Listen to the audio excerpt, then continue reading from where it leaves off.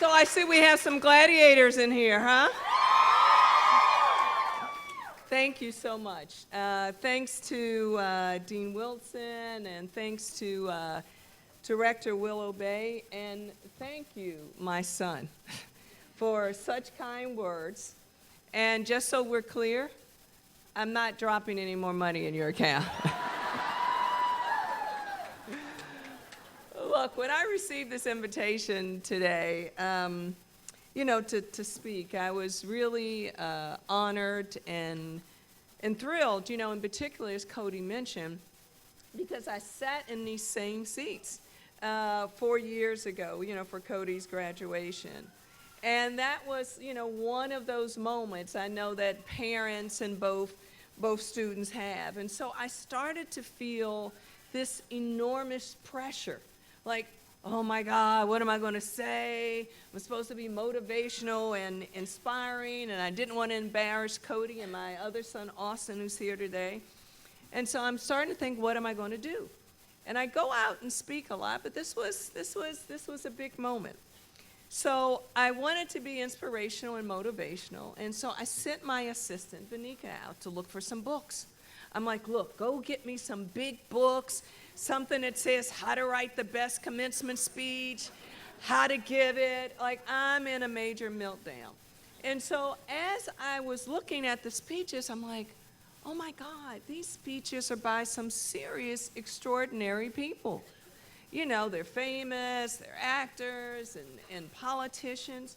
And all of a sudden, it really dawned on me that this is really going to be a challenge. And it dawned on me, and I have to speak to Willa about this, because I'm thinking that either all of those extraordinary people were not available today, or I needed to get out of this really, really quickly. And so I probably couldn't do either. And then actually, I have to tell you this, my husband made me feel better. Because my husband said, I think you should go for it. I said, well, why? He said, well, think about this. He said, remember Cody's graduation and his friends? He said, I think that they were probably so hungover from celebrating. I don't know if he even remembers graduating. And I'm just going to say this, that I don't have my glasses on. I'm going to put them on. But as I'm looking out today, you guys are looking kind of hazed. It's that same look from before. But anyway, let me talk a little bit today really about some of the things that I think are important. You are about to enter into a new phase of your life. It's sort of one of those things about, we are saying goodbye because you're no longer sort of that freshman, that sophomore, that junior, that senior, but you're also saying hello.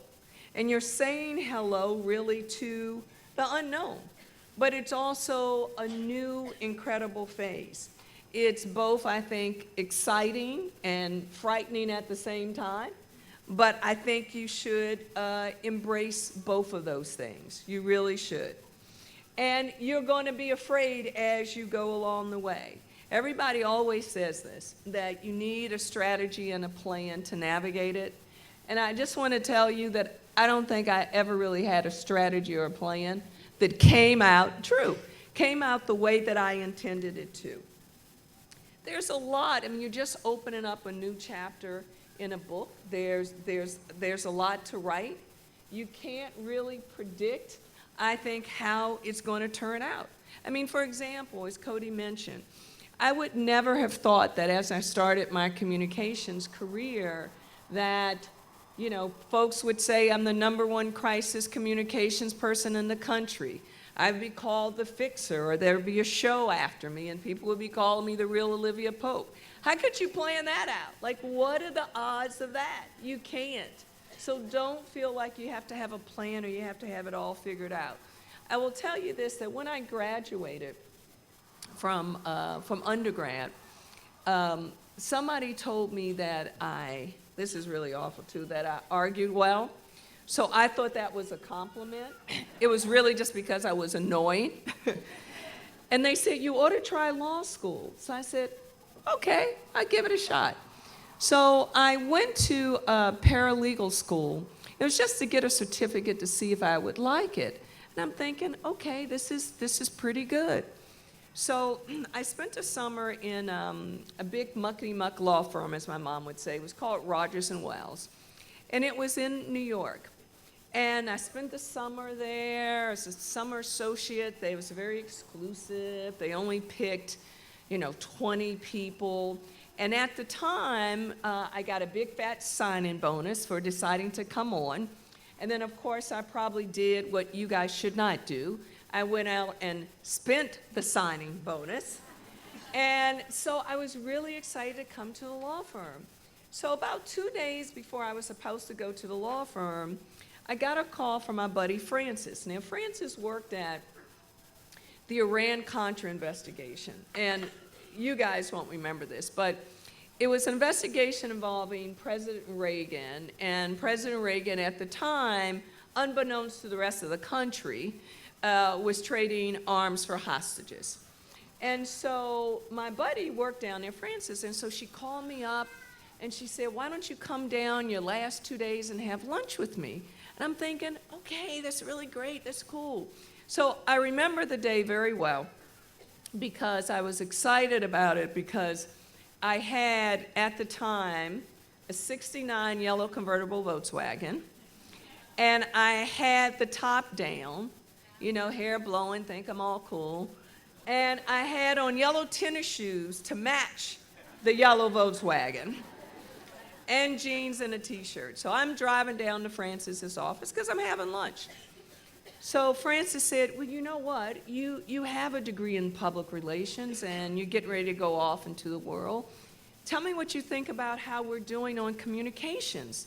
What do you think about our messaging? I said, well, okay, if you really want to know the truth. I said, it kind of sucks. She said, really? I said, yes. I said, first of all, journalism, students and journalists are not, following what you guys are saying. The messages need to be more transparent. They need to be crisper. And she said, yeah. I said, yeah, you guys got to do a better job. So she called in 2 or 3 attorneys during the lunch, and I told them the same thing. So we had a great lunch. I kissed Frances, gave her a hug, and went on home. So the next day, as I am getting ready to go, I'm starting to pack, I get a call from Judge Walsh. Now, Judge Walsh is running the Iran-Contra investigation. And so Judge Walsh says, Ms. Smith, I understand that you think our messaging sucks. I'm like, sir, I don't know if those were the precise words. He said, well, come on in here. I want to talk to you about what we should be doing. So I'm thinking, oh no, Frances has lost her job. This is really bad. So I called Frances, and Frances said, no, go ahead in there. I think he just really wants to talk to you, right? So I go in. I'm sort of kind of nervous about it. And I go in. And I sit down and I said, Judge Walsh, thank you for having me. He said, so let's get right to it. Tell me why we suck. I said, sir, we probably shouldn't really use that word. He said, no, tell me, I really want to know. And so I tell him, and he says, I want to hire you. I said, well, sir, I'm going to work at Rogers and Wells. I got to be there in 2 days. I spent the signing bonus. They've got my office all set up for me. He said, really, where are you going to go work at? I said, well, Rogers and Wells is this big law firm. He said, you mean Bill's shop? I said, well, who's Bill? He said, well, Bill Rogers. I said, sir, I don't know Bill. I never met Bill. Please don't call Bill. And he said, really, it will just take a minute. So I'm sinking into the chair. He's calling Bill. He said, Larry, this is Bill. I know we haven't spoken in a while. How are you? He said, well, I'm doing fine. I'm doing fine. He said, look, I have this wonderful woman here in my office, and her name is Judy Smith. Now, Bill is probably thinking, like, who the heck is Judy Smith, right? So he's probably looking me up or something. And so he says, well, Larry, I wish I could help you, but Judy is scheduled to come in 2 days. She was editor of Law Review. She graduated at the top of her class. She's going to be in a litigation department. We can't possibly spare her. And so all of a sudden, Larry said, well, Bill, you remember that Johnson case we worked on back in 1978? So I don't know really what happened in that Johnson case. I just know that Larry, Judge Walsh, handed the phone to me, and Bill said, Judy, you should take that job. He said, scandals don't happen that often in Washington, huh? He said, you should take that job. I said, really? He said, yes. He said, I think that you are prepared. And he said, I'm going to tell you what. He said, when you get finished working there, don't worry because I'm going to keep your job open for you. I'm going to hold your job open. I said, really? He said, yes. I said, well, okay, I have another small matter to talk to you about. I said, I spent the sign-in bonus. I said, do I have to give it back? He said, no. I said, well, okay, since we're on a roll here, I also put the deposit down on my apartment. And he said, well, you may not know this, but we are actually started out as a real estate firm. I said, really? He said, what's the address? He yelled it out to Lucy, and Lucy said, okay, it's 716 West 76th Street. I said, yes, it's between Riverside and the West End. She said, let me check. They got back on the phone. We represent them. Don't worry about it. We'll send your security deposit back. Honestly, this is a true story. What are the odds of that? What are the odds of that? And I tell you that story only to remind you of this very fact, that there's no timetable for success, right? There's no plan. You have to be flexible, and you have to be willing to step out of your comfort zone. So don't be afraid to take chances. Don't be afraid to fail, because for me, oftentimes, that really honestly brings you much closer to what you hope to achieve. It does. And the other thing I want to remind you about, and I want you to think about this, is that if you take away one thing, you know, we're all not hazed over, but if you take away one thing, it is this, is that you are your greatest asset. Why? Because there's no other you. There's not. There's no one out there that is exactly like you. So why don't you make the choice today? I want you to choose to trust yourself. You can choose to feel and be whatever you want. And you can decide that you want to achieve what you hope for. So I'm asking you today, if you can have that choice, why not approach your future as a badass? Why not? Why not? Right? Be a gladiator for yourself. You can do that. It doesn't mean that it's going to guarantee you success, but I can tell you this, that if you give into your fear and if you give into your doubt, that will certainly hold you back. It won't get you where you want to go. It won't allow you to express your vision, to express your hope, because ultimately you are responsible for yourself, for you. Look, you're going to have plenty of people along the way that I think are going to support you and to encourage you, and you should learn to listen to them. You should learn to be respectful and to deal with people along the way, and including those sort of assholes, that you're going to have to deal with along the way. You are. It's true. It's going to be tough. So you got to take this journey step by step. You know, when Cody graduated, he had this vision of, I want to go into advertising, I want to do marketing. And he had to try certain things before he really found what he was passionate about and what he wanted to do.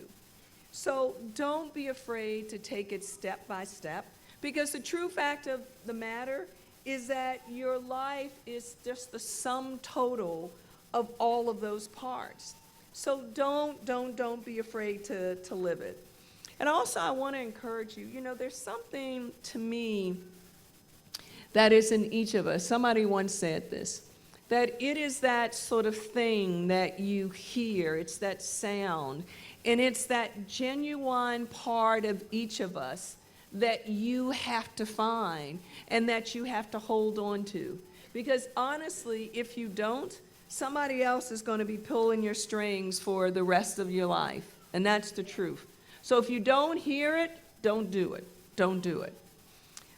Now, let me just say this in closing, because I know I've got maybe a minute left.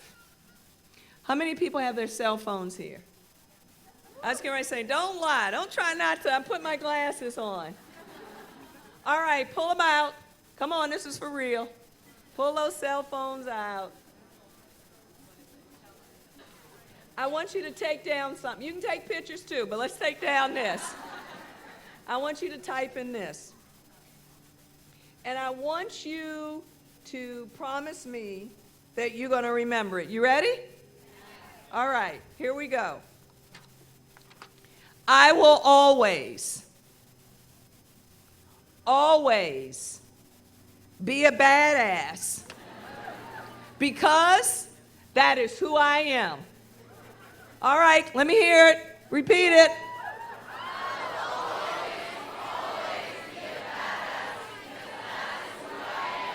All right, now let's get out there and handle it. Congratulations. Thank you. Good luck. Congratulations.